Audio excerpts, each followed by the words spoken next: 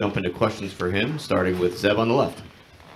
Coach Sanderson, the Big Ten, you guys lost a tough tournament. What did you guys change from the Big Ten to here to dominate the NCAA tournament? How you guys have? Nothing. Guys are, we got a lot of wrestling still to do, so we just got to get ready for tomorrow now. Eric on the right.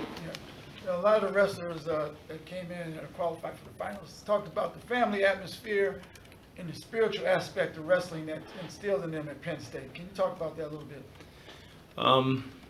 Yeah, I mean, that's kind of a long answer, or something I'd want to think about before I. But yeah, I mean, we love our guys, and I think they love one another. That's but we're a team, and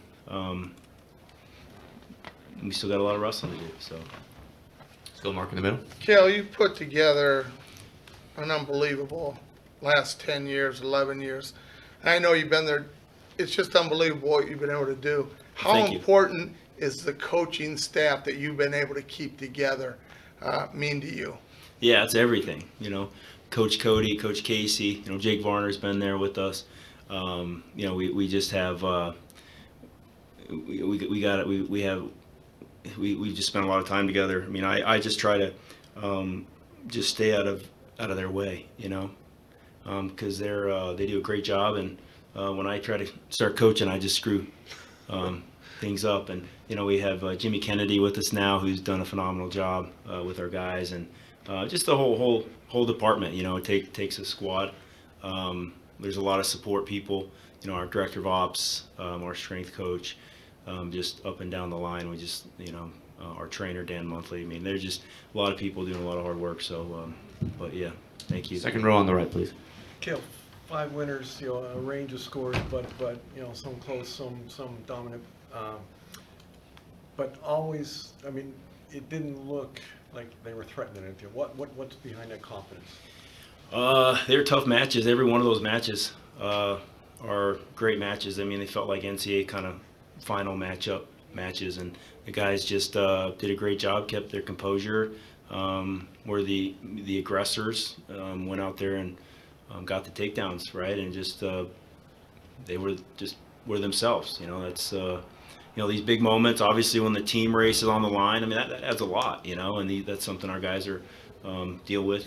We hope they deal with it every year, because that's our job as a coaching staff to be in the hunt as a team. But we just want our individuals to be happy, and we want them to reach their goals. It's about them. Mike in the front. Cael, almost every one of your guys talked about how they feed off of each other's success. Has that been the key to your tenure at Penn State? If you look back at all those guys' success you had, how they feed off of each other? Yeah, I think so. I mean, you've got to. I think wrestling, you step out there by yourself, so you've got to kind of be willing to step up individually. But yeah, if you can feed off your team, and obviously that's a great thing. But that's the one thing I love about wrestling. It's momentum. It can be something or not. I mean, regardless of what happened the matches before you, you still got to decide to go out there and compete well. And our guys have done that. Second row on the end. Aaron's got a big match tomorrow, obviously, with Miles Mean. Is that Yep. something you guys have been really gearing up for since the Big Ten matchup? All of our guys have been preparing for this tournament, and the individuals they have to wrestle.